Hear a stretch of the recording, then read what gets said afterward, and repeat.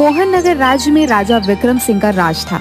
राजा विक्रम सिंह मोहन नगर की जनता की सेवा दिलो जान से करते थे।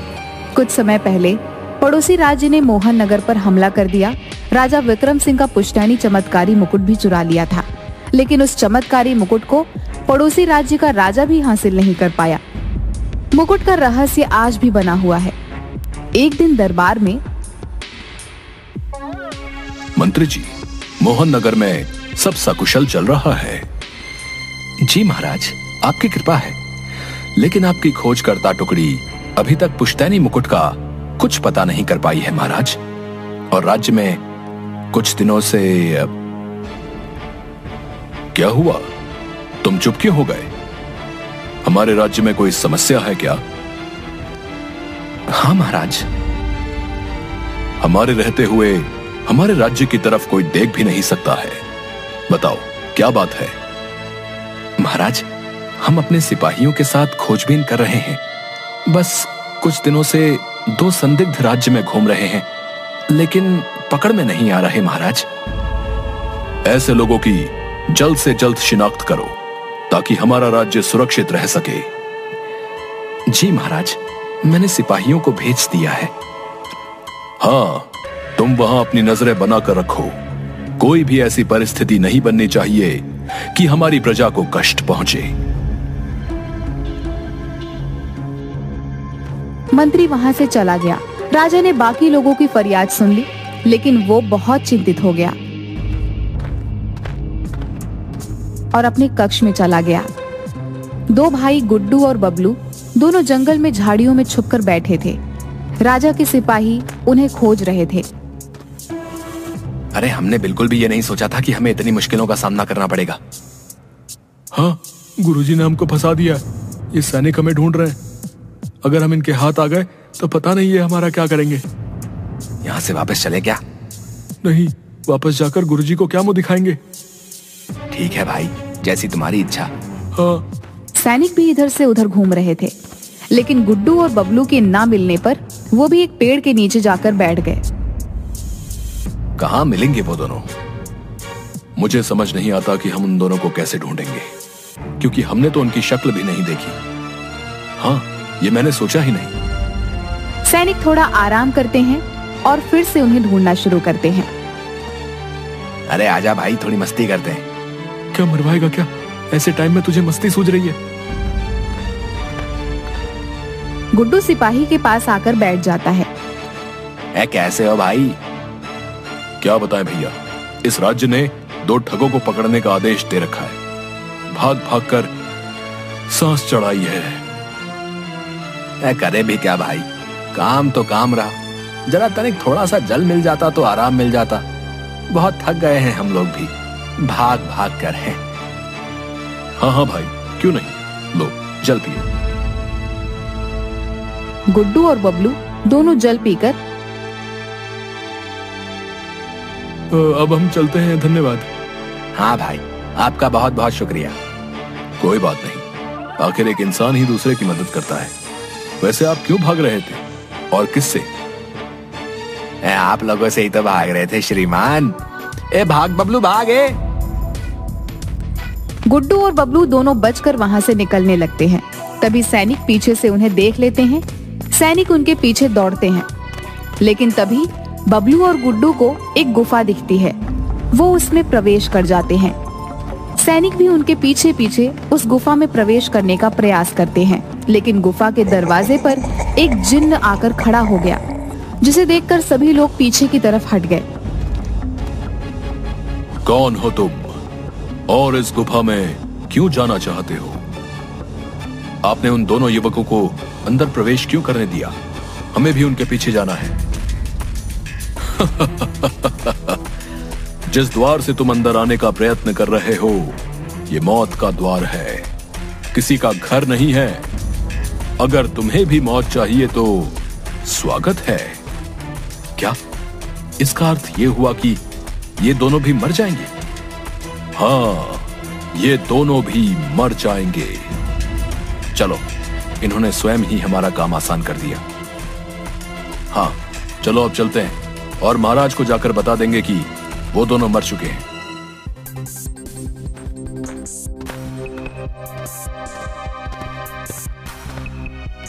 सिपाही वापस महल लौट गए और उसने मंत्री को जाकर सूचना दे दी कि अब दोनों मारे जा चुके हैं।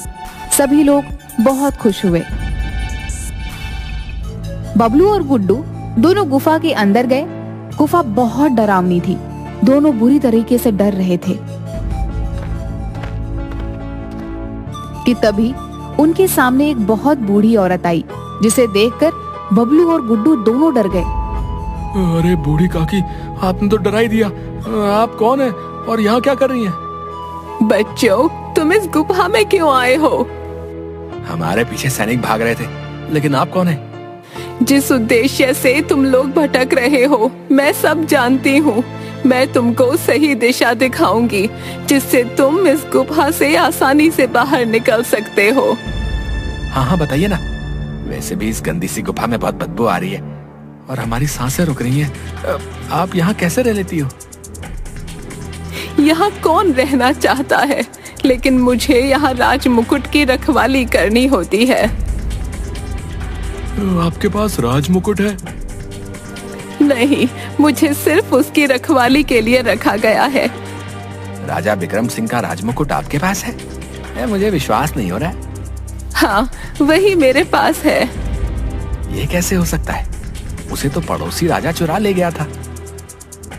सही कहा बच्चों, लेकिन राज मुकुट अभी भी रहस्य है। मैं तुमको सारा सच नहीं बता सकती हूँ। तभी बबलू को कुछ याद आता है जो चलते समय उनके गुरुजी ने कही थी। बबलू और गुड्डू दोनों अपने लक्ष्य पर जाने के लिए तैयार हो गए। दोनों ने गुरुजी के चरण स्पर्श करके आशीर्वाद लिया।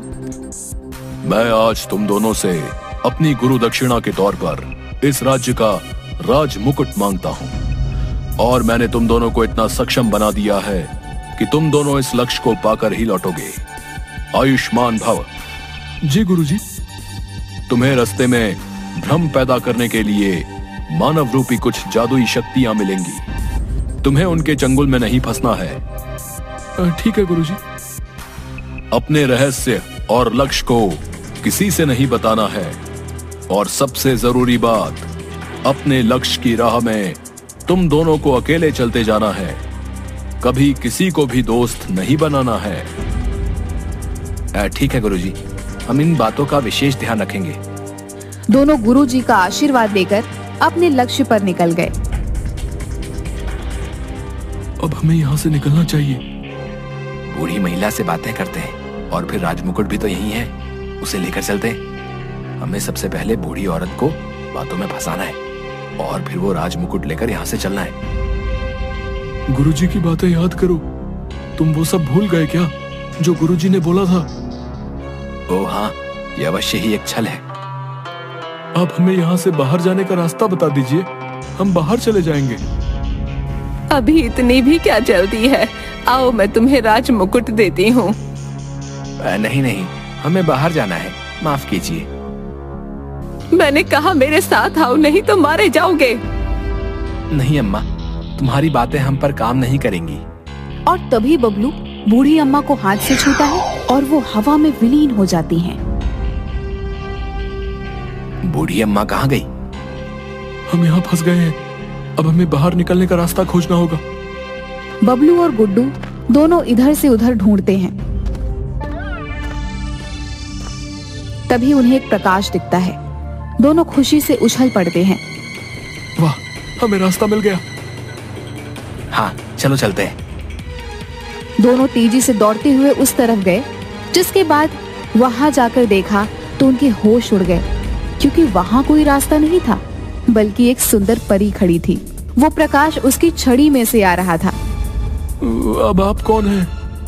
हाँ, हम तेजी से रास्ता देखकर दौड़े, लेकिन यहाँ आकर बुरी तरह फंस गए हैं। नहीं, तुम यहाँ बिल्कुल भी नहीं फंसे हो। मैं तुम्हारी मित्र बनना चाहती हूँ। अरे, इतनी सुंदर परी मित्र बनना चाहती है, तो हम कैसे मना कर सकते हैं? गुरुजी की बात याद करो गुड्डू, तुम उनकी सारी बातें भूलते जा रहे हो। हाँ हाँ, मैं भी बड़ा बुद्धू हूँ, बार बार सारी बातें भूल जाता हूँ। ठीक है, फिर अब कोई उपाय सोचो। अभी मेरे दिमाग में कुछ नहीं आ रहा है, इसलिए परी जी से ही पूछते हैं। हम गलती से इस गुफा में आ गए हैं, और इस गुफा से बाहर जाने का रास्ता बता दीजिए हमें। तुमको मेरे राक्षस को हराना होगा। अगर तुम इसको हरा दोगे तो मैं तुम्हें तुम्हारे लक्ष्य तक पहुंचा दूंगी। आप हमारे लक्ष्य के बारे में कैसे जानती हैं? जो भी राजमुकुट की तलाश में निकलता है उसे इस गुफा में आना ही होता है, इसलिए मैं सबका लक्ष्य पहचानती हूँ। आज तक कोई भी मेरे राक्षस को हरा नहीं पाया है। हमारे लिए बहुत आसान है। तभी वहां बहुत बड़ा राक्षस आ गया, जिसको देखकर बबलू और गुड्डू दोनों डर गए। लेकिन उन्होंने भगवान को याद किया और मन में अपने गुरुजी का स्मरण किया और फिर उस राक्षस पर टूट पड़े। लेकिन राक्षस ने उनको पहली बार में ही उठाकर फेंक दिया। दोनों बहुत दूर जाकर गिरे। परी हंस रही थी। बबलू और गुड्डू फिर से उठे और राक्षस पर टूट पड़े। यही प्रक्रिया बहुत देर तक चलती रही और कुछ देर में राक्षस थक कर नीचे गिर गया, जिसके बाद परी का चेहरा उतर गया। अब दुखी होने का समय नहीं है, हमें आगे का रास्ता बताइए। तुमने खुद को सिद्ध कर दिया है कि तुम इसके लायक हो। राजमुकुट मेरे पास है। नहीं, राजमुकुट आपके पास नहीं हो सकता। ये राजमुकुट पड़ोसी राजा चुराकर अपने राज्य ले जाना चाहता था और उसके इरादे इसके लिए नेक नहीं थे। और रही बात राजा विक्रम की, वो राजा होकर इसकी रक्षा नहीं कर पाया, तो मैं उसे दोबारा राजमुकुट नहीं दे सकती थी। अब तुम दोनों की सूझबूझ और साहसीपन से दोबारा मोहन नगर में खुशियां लौटेंगी। इस राजमुकुट में ऐसा क्या है? ये राजमुकुट एक जादुई राजमुकुट है। इसमें पूरी दुनिया है। मैं तुम्हें राजमुकुट दे रही हूँ। आगे तुम स्वयं इसके बारे में जान लोगे।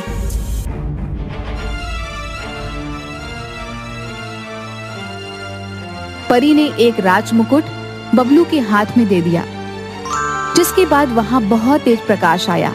बबलू और गुड्डू की आंखें बंद हो गई।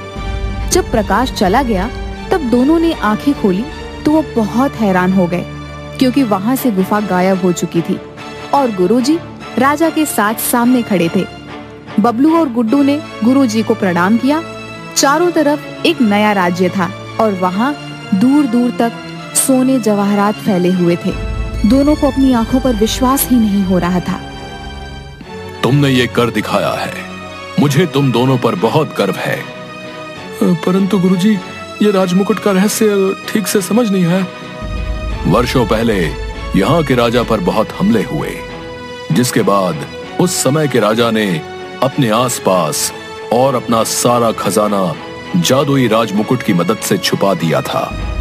फिर उसके बाद जादुई परी ने राजमुकुट राजा विक्रम को सौंपा, लेकिन पड़ोसी राजा ने आक्रमण कर उसे लूट लिया।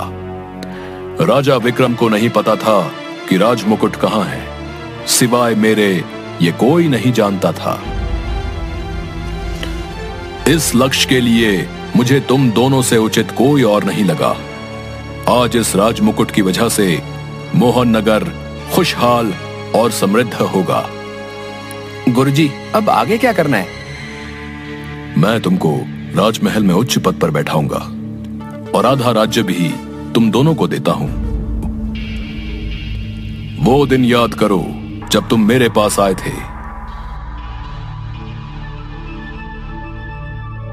गुरुजी अपने कुटिया में बैठे थे कि तभी वहां दौड़ते हुए बबलू और गुड्डू आ गए। क्या हुआ? तुम ऐसे क्यों हाँफ रहे हो? गुरुजी, हमें अपने यहाँ शरण दे दीजिए, हमारी रक्षा कीजिए गुरुजी। हाँ गुरुजी, हमें गांव वालों ने भगा दिया। लेकिन उन लोगों ने ऐसा क्यों किया? माँ बाप के गुजर जाने के बाद हम दोनों गांव वालों के यहाँ कुछ ना कुछ काम कर देते थे। सब हमें मनहूस कहकर बुलाते थे और आज हम पर चोरी करने का इल्जाम लगाकर बहुत मारा और गांव से बाहर कर दिया। अगर तुम्हारे अंदर सामर्थ्य होगा तो तुम सभी को जवाब दे सकते हो। हाँ गुरुजी, आज आपके कारण हम सफल हो गए। हाँ गुरुजी, आज गरीब को भी सफलता मिल गई। किसी ने सच कहा है, अगर अच्छा गुरु मिल गया तो मानो भगवान मिल गया। धन्यवाद गुरुजी।